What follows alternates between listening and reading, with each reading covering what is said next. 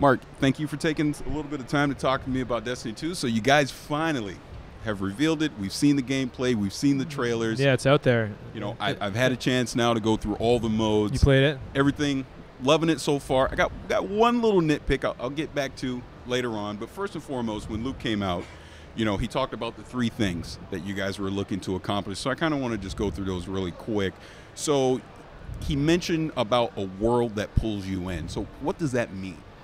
That means making a place that, you know, you're willing to make your hobby, right?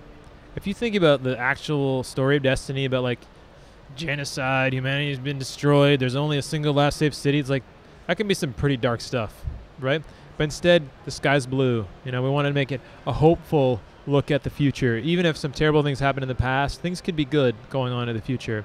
And so even when we build new destinations, we're trying to make them these mysterious places that you want to explore, that you want to inhabit, a place that you want to hang out in, right? And the same goes for a story, right? Just tell a story that's relatable, that people can sink their teeth into. And the idea about the loss of your home and the lengths you'd go to recover it, your powers, I think people get that, right? And that's something that can draw you in, right? If we could have a super complicated story about all this stuff going on, and then it gets harder for you to like really put yourself in the character's shoes and really want to be in Destiny and make this a place that you can turn into your hobby, a world that you want to live in. Oh, absolutely. And then, you know, he mentioned amazing things to do. So what does that mean? Yeah, so Destiny has this pretty incredible breadth of stuff to do, right? Like we have different activities for different types of moods, different types of people, and all the stuff you liked from Destiny 1's coming back, of course. You know, a rich story campaign, strikes with 3 players, patrols, Crucible, the raid. It's all there. But now with Destiny 2, we're adding a couple new things to that. You know, you've got adventures. Adventures are these like 10 to 15 minute like kind of mini missions you can do that are separate from the main campaign. Right. The campaign we call the Red War. These adventures, instead of telling that story, they're telling their own story. They're telling the story of the world that you're in, the destination you're on, the characters, combatants, and NPCs that inhabit it, right? And giving you a lot more fiction and lore about like what's really going on there. You know, if you think about the European Dead Zone, if you saw in the video, there's like this giant corrupted shard in the background. That's a shard of the Traveler, right? And, you know, it's corrupting the forest around it. That's why it's the European Dead Zone. Right. And so, you know, you get to do adventures there that are going to help flesh out the story of like what's happened to this space, right? That's really going to bring a lot of the lore to the forefront. Another example of activities, you know, amazing things to do, are lost sectors. Lost sectors are these places you can find on the destinations, kind of like these little zones that, you know, aren't just like a little tiny little cave with a chest in it, but like an entire cave structure, for instance. And you go down deeper and deeper and deeper into, you know, some boss's lair, and he's there defending a chest, and you're going to have to kill him and all his buddies to take it. But these are hidden. You know, they are off the beaten path. And there are some clues in the environment, but you have to go finding them. We're not going to tell you where they are. Right. It's not like a story mission. We're not going to just serve it up to you and be like, here, play this story. You're going to have to go find it. And so those are some of the, you know, kind of new amazing things to do. I'm kind of sticking on that because, again, I think the whole thing with lost sectors and the treasure maps is really good because it gets off the kind of, because I'm a day one Destiny player, so I've been through it, all the highs and lows, but the monotony of what the patrols eventually become after a certain point. So I'm really happy to see that. Now, one thing I noticed there, you know, and I know you're probably not talking about this too much right now, there seemed to be, I guess it was like on Earth, the farm, so to speak, so I'm assuming that's more like our social space. But I also saw some stuff in the trailers where it looked like we're having some NPC interaction out in the world. Can you talk about that? Yeah, each destination has their own NPC. You know, in one of the trailers you saw a church. There's like a cathedral that's centered in the European Dead Zone, and there's a character up in that church you're going to meet pretty early on. And you know, some of these guys, they haven't lived in the city for a long time. You know, they've been out in the wilderness or whatever, and they've got their own stories to tell. And you're going to interact with them, and you know, ultimately they got gear for you to chase, right, and send you on, you know, some of these adventures. And so, you know, it really kind of grounds the destinations as real places because we have real people there. Right. So staying on this again, because obviously it's very exciting that we no longer have to go to orbit to go to places, but if you can kind of talk about that as far as the director, how you've updated that, and what the thought process went into that. Yeah, we're trying to, with Destiny, we hid a lot of the experiences, or we made them difficult to get to, either because there's like a level of complexity you needed to understand how to do this thing, or you needed like friends to get there. And so we're really trying to unhide a bunch of that fun, right? And one of the ways to do that is through just better graphic design, better user experience for things like the director and the destination map. So the director now, that's the place where we can see like, hey, what are all the destinations and what are all the things I can do? It's available all the time. Wherever you are, you can just pull it up and be like, oh, this thing's happening over there. I'm gonna fly over to IO. I'm gonna go do that thing with my buddies or whatever. Oh, I'm gonna play Crucible now. Or I'm in the middle of story mission. No, I'm gonna do strikes. Let's just go do strikes. He's ready. Okay, let's do it. And just ban in your thing. You just do it right there. You don't have to go to orbit first and load. And just do it from there. So it's just a more seamless interface. Then you got your destination map. The destination maps now populate with here's all the things that you can do. Like your adventures. But it also advertises like the public events. And it'll say like, hey, there's a public event over by the church. And it's happening in 3 minutes and 30 seconds. Oh, 3 minutes and 29 seconds. 3 minutes. And you know what? I think I can go bang that thing out. And there's a patrol over there too. So I'm maybe going to do that while I'm here. And so it allows you to, the experience is like every 2 to 20 minutes, you can just pull up your map and it's like, what am I going to do next? And that's when you're in kind of like landing mode zone. Like you pick a landing zone and you say, I want to live in this destination. And when you're there, you can do patrols, you can do your treasure maps, you can find lost sectors, you can do adventures, and you can really kind of like freely roam the environment and like find stuff to do, right?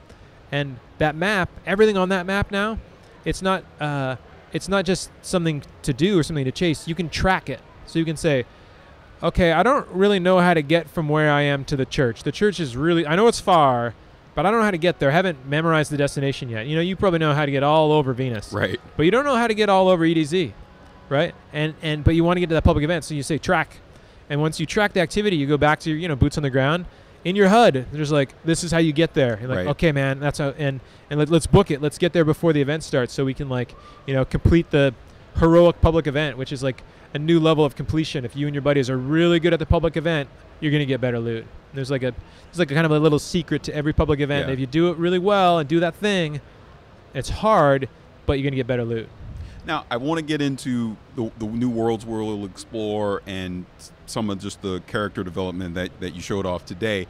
But I have to circle back to what you're talking about right now, because a lot of the things in Destiny 1 we had to leave the game to go do. And the one feature that you're putting in, which ironically enough is probably my most exciting feature, is the guided games. Yeah. Because, I'm lucky that I'm in a clan and I have buddies I can go raid with. But even the example that you brought up, sometimes there's only 5 of us online. Yeah. You need to get that one guy. So now we got to leave the game. We got to go to LFG.net. 40 or 45 minutes just sitting around. Exactly. And then by that point, someone's like, all right, guys, I got to drop. And you're like, but what? And you're like, I only had an hour to play, and we were going to do, we were going to do Wrath, and now it's too late, and I can't, I got to get up for work or whatever.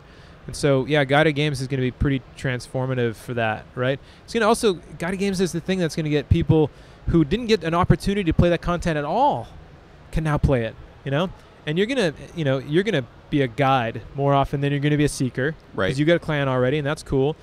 But what's going to happen is you're going to play with some randoms, and they're going to be like, that guy's really good, or he was really cool, or she's got some real skill at this game, man. We're still looking for a hunter who's like better with the Arc Strider build. Like, we need that. Right. Let's send her an invite. Maybe she can join our clan, And then suddenly that person's got a community to play with. Exactly. Right? Exactly. So, we've been trying. It's been an expressed goal to make Destiny a game that you do not need the internet for, aside from sending bits over the wires. You don't need Reddit. I love Reddit. I read it all the time. But it's not you have not gotten to a good place with your game design if you feel like part of the game requires you reading what people have crowdsourced on Reddit. Certainly not at the start of launching a game like Destiny 2. We want this to be a kicking off point for millions of new people.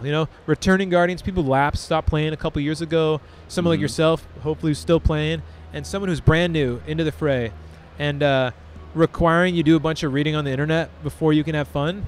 It's just not compatible with that, And so we're trying to put this stuff right in the game, No, and that's great because the one thing I can say, again, I'm lucky that being, in this industry and everything, I was able to get attached to the Guardian 1 clan and get exposed to all those people in the community. But like you said, there's a lot of people out there that don't have that opportunity and they just don't know where to go. Because can you tell the statistic again about the raids, about how many people haven't been able to even do it?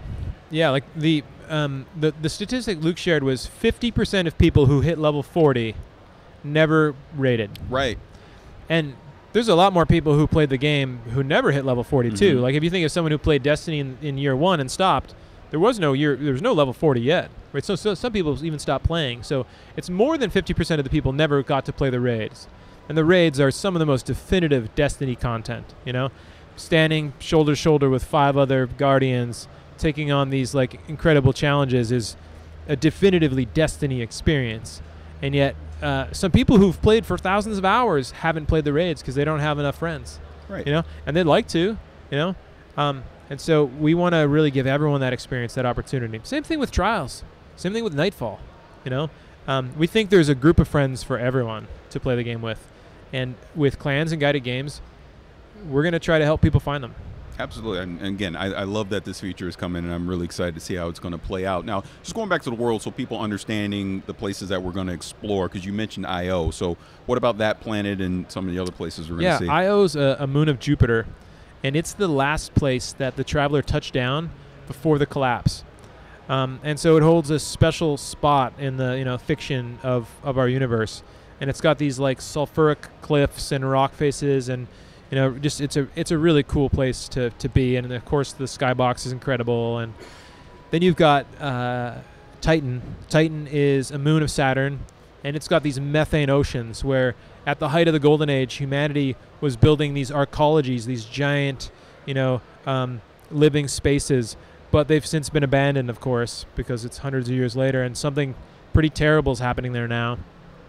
And then we have Nessus. Nessus is what you played in the Inverted Spire. You played a portion of it.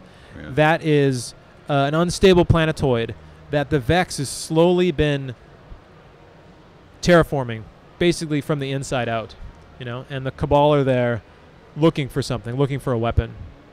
And then we have the European Dead Zone, of course, on Earth.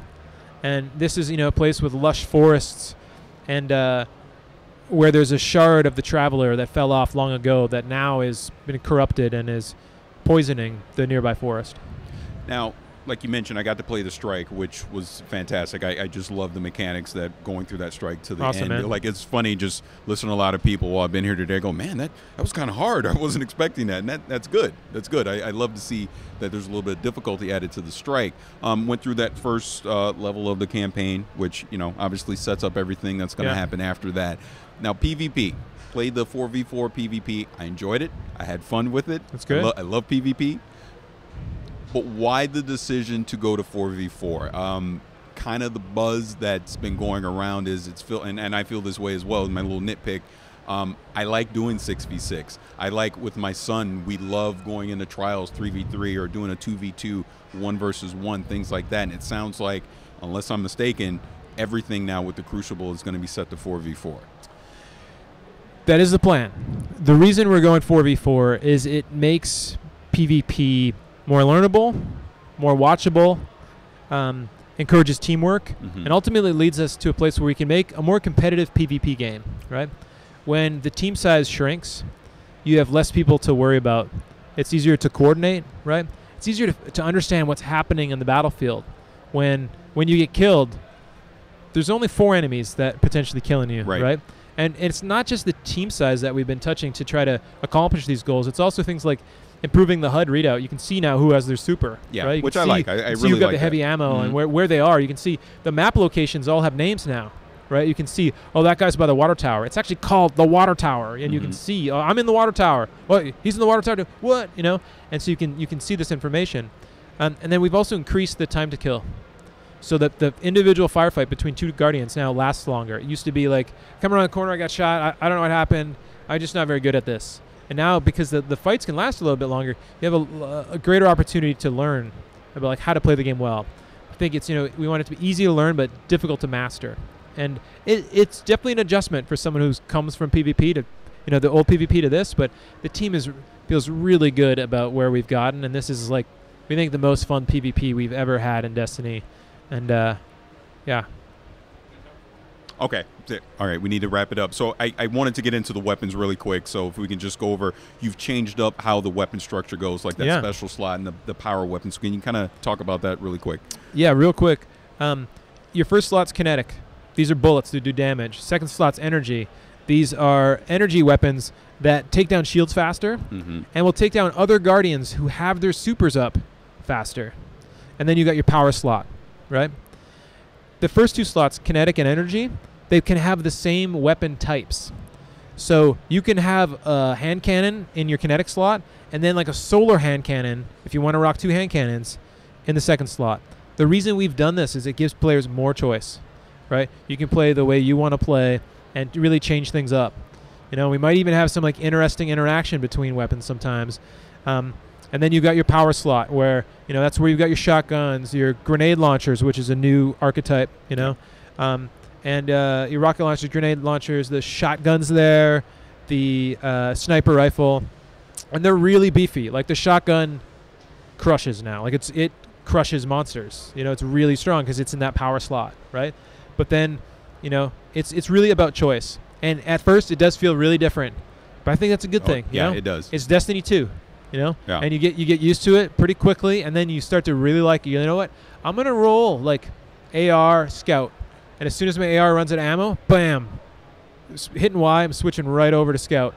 And I'm just like, that's how I'm gonna play. Instead of like, I'm gonna roll scout, and then I gotta go shotgun, but I'm not very good from shotguns. Like, I felt with Destiny for myself, I wasn't very good with the special slot in Destiny 1. I felt like I just couldn't. They were all special. They were literally called. It was the special slot. It was for specialty weapons, and so you had to use them in a different way. And you had to be good at a certain way of using them. So I just end up rolling primary all the time. So just playing the game with my scout rifle. And now I'm experiencing all these different weapon types because I get to switch them around more.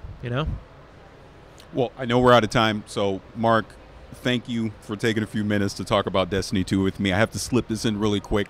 I love the Bungie podcast. Cool. I love the dynamic that you guys had on there. I hope you continue to do that over the summer. I can't wait to hear more about Destiny 2 over the summer, and I can't wait for September 8th. So thank you again. That's cool, man. Thanks for coming in. All right.